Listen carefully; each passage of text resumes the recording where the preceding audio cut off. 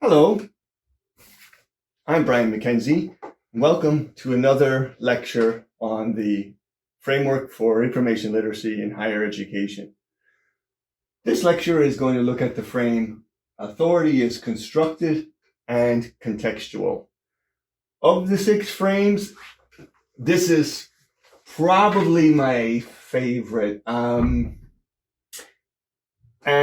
it's because, well, like a lot of these frames are scalable intellectually, which is one of the things that makes this framework good for students, because as you develop intellectually, academically, the ideas in the framework are scalable in terms of their intellectual complexity and richness. In any event, all of the frames have that capacity. But in particular, the thing that I really like about this frame is the way that it critically it encourages students to critically reflect on authority. Okay, and that's for me what sort of puts it at the top of the list. Now the lecture, I broke down the outline here.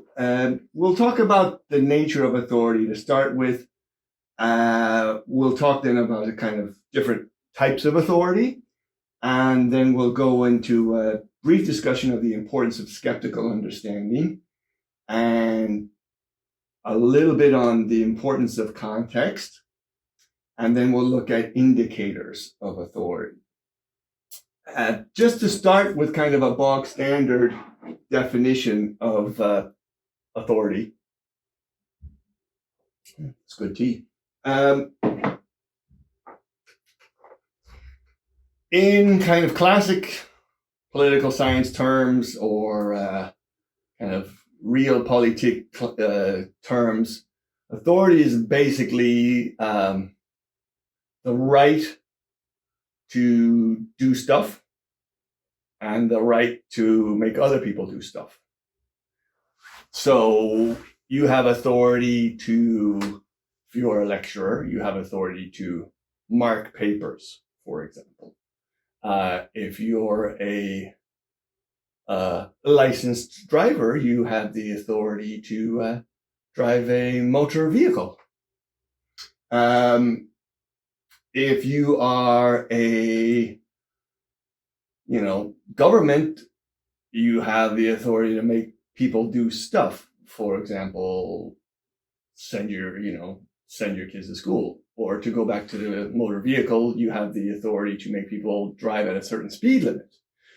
So that's kind of authority, is you have the ability to do stuff or the right to do stuff, and you can also have the ability or right to make other people do stuff. So it extends into kind of a discussion of legitimacy.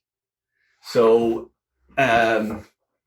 legitimate authority, so if you're in a dictatorship, dictators have authority, they have the ability to do stuff, and they can make people do stuff, but it's coercive control. And legitimate authority is when it's, widely accepted as right or just. We could spend a lot of time talking about that. In the context of information literacy, when we're talking about authority is constructed and contextual, in particular, what we're interested in having you think about in your own academic work is, how do you, as a junior scholar, start to construct your own academic authority? How do you find texts and sources that are authoritative? How do you use data and evidence to construct arguments that are authoritative? Okay, so again, this frame scales up to, the weightiest, most profound discussions of legitimate political authority, as well as, applicability for first-year students who are working on constructing authority in arguments. Okay, so that's the lecture outline and the definition of authority. Let's go into a kind of focus on academic authority, the nature of academic authority, because, well, in particular in the context of information literacy, this is, probably the most important.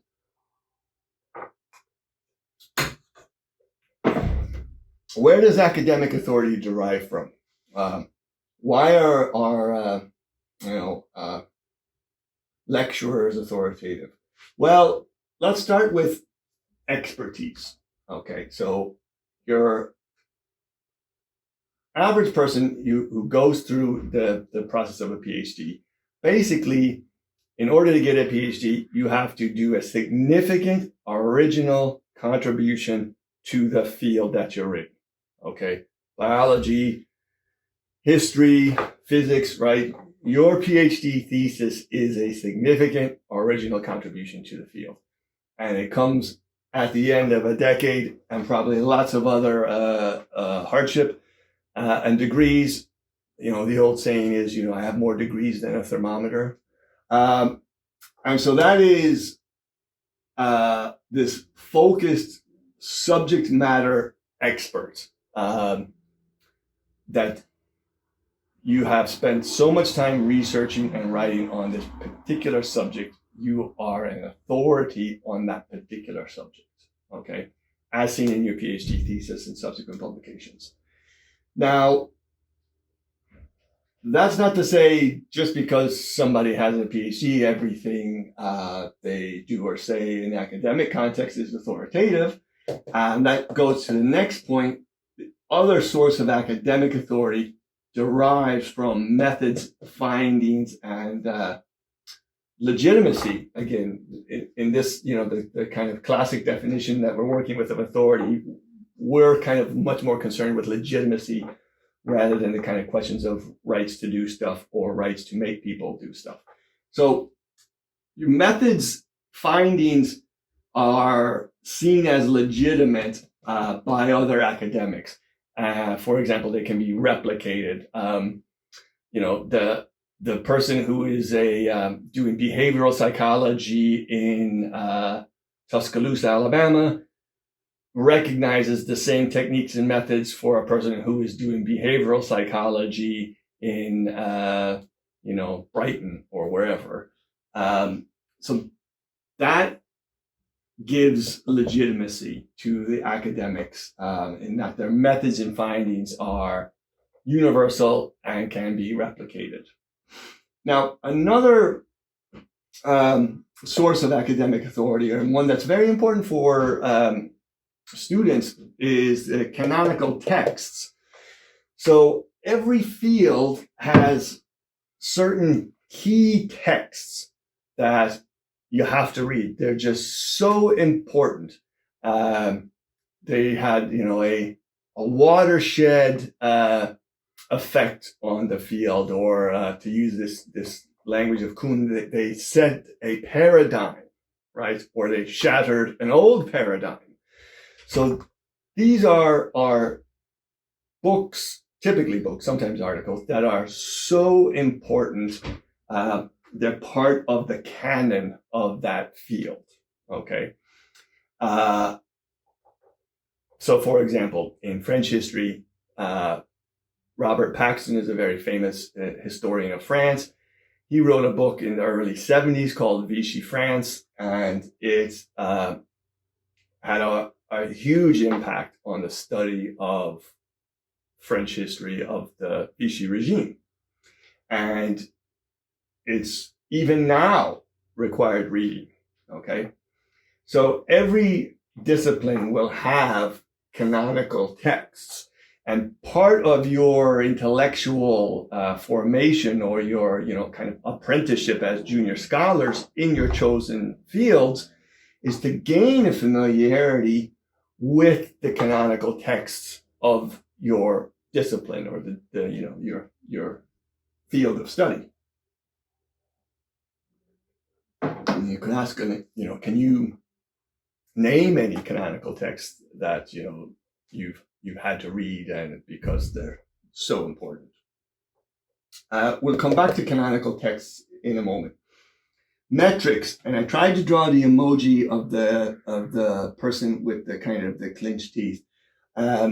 This is a controversial source of authority, but basically there's a push now from funding bodies, government authorities, ministers of education, and so on, to quantify academics' output in terms of research and impact. And Google Scholar, for example, gives citation indexes. Peer-reviewed journals now have what's called an impact factor. And so certain journals, certain academics, depending on their metrics, right, would make claims, to authority, or would be recognized as authoritative based on the metrics here. It's a little bit, well, it's not a little bit, it is actually quite controversial, because it's a classic example of the tail wagging the dog, in that the focus then becomes on, or can be on, the actual raising the metrics. And so your energy is put into gaming the system, finding the best way to maximize metrics. And so, for example, it might be more profitable for an academic to have an article that they minorly revise and publish 5 times in different journals, and finding the journals that have the kind of, fast publication acceptance and so on. It might be more beneficial for an academic career-wise to do that, rather than sweat bullets over a single article for a year and then go on to a new different topic for another article in another year. So keep an eye on that because it's here to stay. Now, look, academic authority is why you're here. It's why you're taking classes. We want you to find your own voice. We want you to start being able to construct your own academic authority. So, to use a phrasing of Guptill and other kind of writing experts that we'll talk about, they say, I say, right? So you say, Paxton said that, people behave such and such a way under this occupation. And you might say, I wonder if people behave the same way under a different occupation, right? Or Paxton says people in Paris behave this way under occupation. And you might say, I wonder if people in Marseille behave the same way. So it's about finding your voice and getting on the sort of the path to recognize your own kind of ability to identify authority in sources and writing, and also start to then make your own authoritative construction. Okay, and we'll touch on that in a little bit. Let's talk about other types of authority and the construction of other types of authority. Okay, other types of authority construction. And as I said, this is why this frame is so great, because it scales, but the societal authority. There's certain careers, for example, which confer authority in a society. So if we go back in Ireland, let's even, go back to the 70s, bank manager, Aer Lingus pilot, priest, those were, fairly high social capital, and would have conferred some, significant social authority there. And yet, we'll get to context, in a different society, the same role might not confer the level of authority and capital. Generational authority. So this is a good example that comes out of anthropology. A famous anthropologist named Margaret Mead on the kind of, again, I'm, what am I, not quite cliff noting her work, whatever's worse than kind of the shortcut. But Mead and other anthropologists after Mead looked at this kind of interesting argument that in the traditional kind of old societies, the older generation had a lot to teach the younger generation, and therefore derived authority from being the elders, right? So, it's like, oh, Granddad, my fishing net is broke. Well, come here, little whippersnapper, and I'll teach you how to mend the fishing net. You take this here and you do this. And I'm like, wow, that's great, Granddad, Brian. We'd be lost without you. Or, Granddad Brian, my canoe's got a hole in it. Like, don't worry, little Shecky. Here you go. We'll fix the canoe this way. And then the argument about the anthropologists in the 20th century, starting with Mead, started to make is that the technology advances so fast that the older generation has less and less relevance or less and less to teach to the younger generations, and therefore their authority of the older generations is now completely weakened. So, Granddad Brian, can you help me set up my VPN network? What? So, this is still kind of an interesting area that anthropologists talk about. Special types of authority, and I'll just give a quick example here too. If you participated in something, right, or you were an eyewitness to something, right, that's a special type of authority. So you could say, non-eyewitness, where were you when, Bernie Sanders was elected? And you could say, oh, I remember I was, in the Bison Bar on the South Keys, and the news came on, and, I'll never forget where I was when Bernie Sanders was elected president. So, that's kind of experiencing an event confers a type of authority. And then the eyewitness, where were you when, trying to think of a kind of a simple enough example. When were you when, you saw the famous guy run down Grafton Street naked? And you say, yeah, I was there. I saw the famous guy run down Grafton Street naked. But he actually wasn't naked. He had one sock on. So an eyewitness to an event confers a type of authority. Now, we get to the skeptical bit, but just to anticipate, there's some very depressing research, particularly out of the United States, about how fallible eyewitness testimony is, particularly in a criminal case context. The number of people who have been convicted based primarily or almost solely on eyewitness testimony, and actually it's not that accurate most of the time, and yet it does confer a special type of authority. One other quick example to mention as a type of authority construction would be prose. As you mature as a writer and become more proficient as a writer, you will, and as a critical thinker, you will not only be able to recognize waffle words in writing, but you'll actually be able to use your own writing style or prose style as a means of constructing authority. So, for example, one of the